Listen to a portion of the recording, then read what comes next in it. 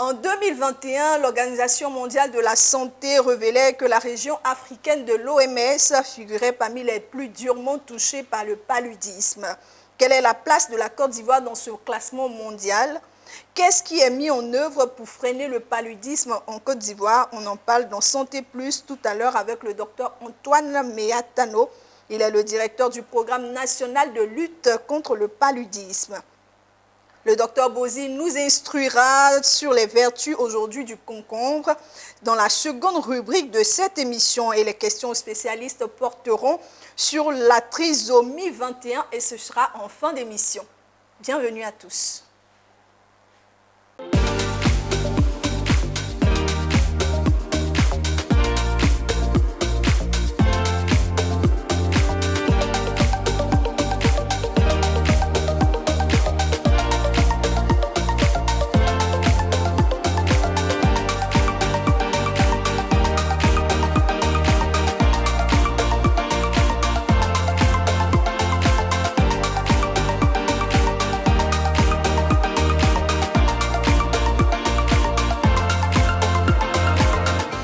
C'était Santé Plus spécial aujourd'hui dans la mesure où nous recevons notre invité de manière indirecte. Konena Nungo et Ezekiel Seri ont rencontré le docteur Antoine Meatano, directeur du programme national de lutte contre le paludisme. Ils ont vu avec lui le bilan 2022 et les perspectives de la campagne de lutte contre le paludisme en 2023. On regarde ensemble.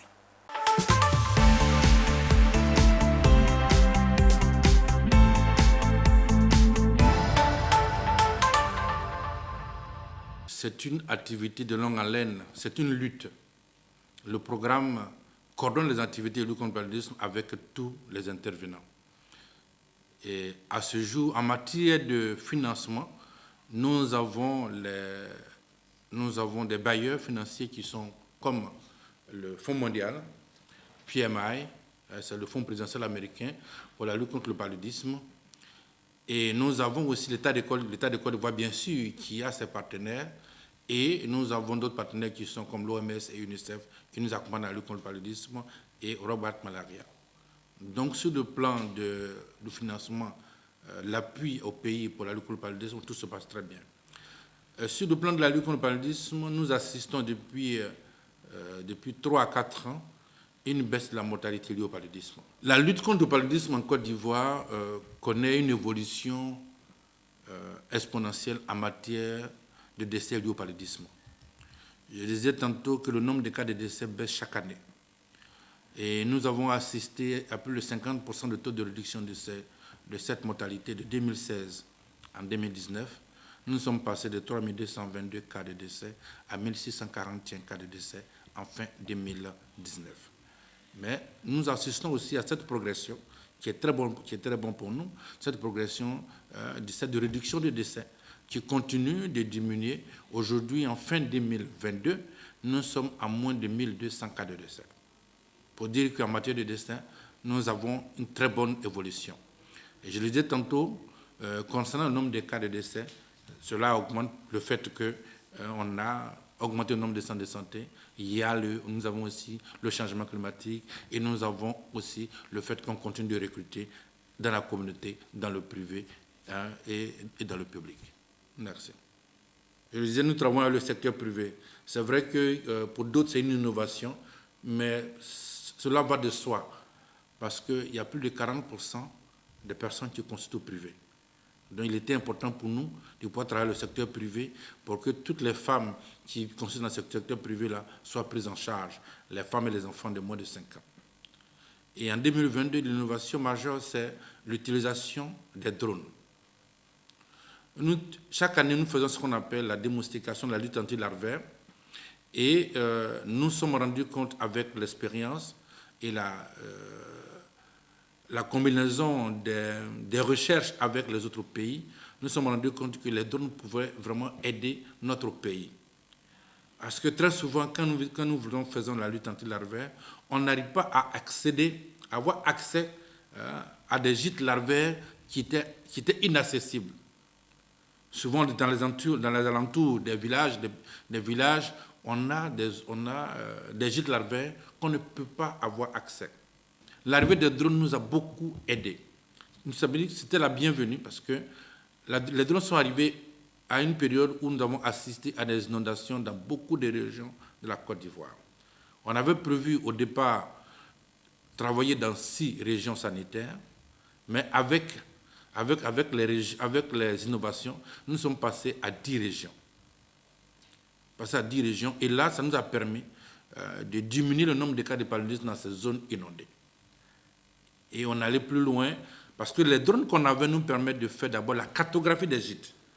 Parce que voilà l'innovation. C'est-à-dire aujourd'hui, avec les drones, nous sommes capables de savoir quels sont les gîtes que nous avons en Côte d'Ivoire, les gîtes larvaires.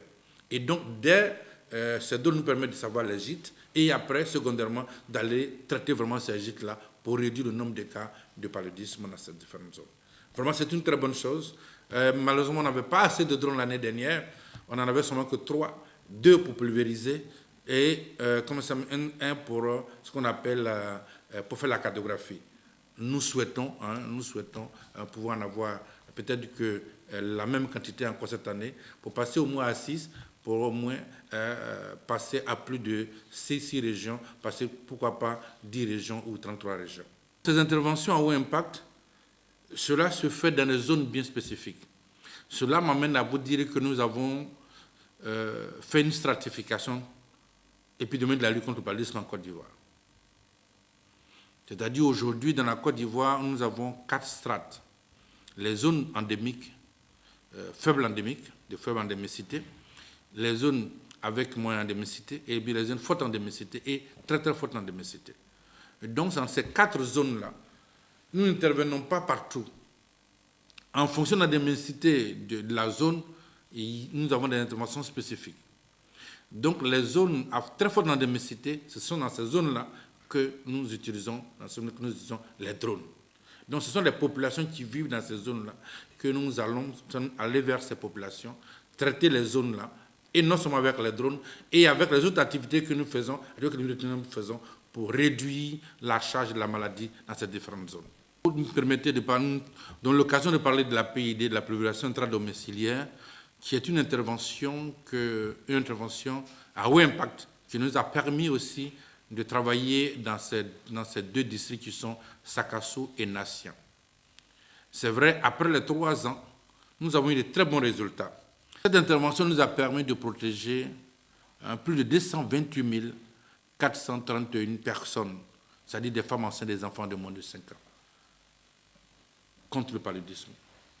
Et vraiment, c'est une intervention importante. Et c'est notre partenaire PMI qui nous a apporté cet appui. Aujourd'hui, qu'est-ce qu'il faut faire pour cette zone? C'est de continuer de protéger cette population en faisant une mini-campagne avec des moustiquaires de seconde génération et aussi continuer aussi à détruire les gîtes larvaires dans ces zones-là pour que cette population soit toujours protégée. Oui, aujourd'hui, la Côte d'Ivoire a la technicité, a appris auprès de nos partenaires qui nous ont beaucoup formés. Il suffit de trouver les moyens pour continuer vraiment cette intervention dans d'autres régions. Nous sommes dans un pays tropical et cette maladie évolue dans les zones tropicales. C'est une maladie qui est endémique par rapport à notre région. Et donc, ce que nous pouvons faire, c'est vrai, je disais tout à l'heure que c'est important pour nous en tant que gestionnaires de programme, de savoir que nos populations meurent moins par rapport au paludisme.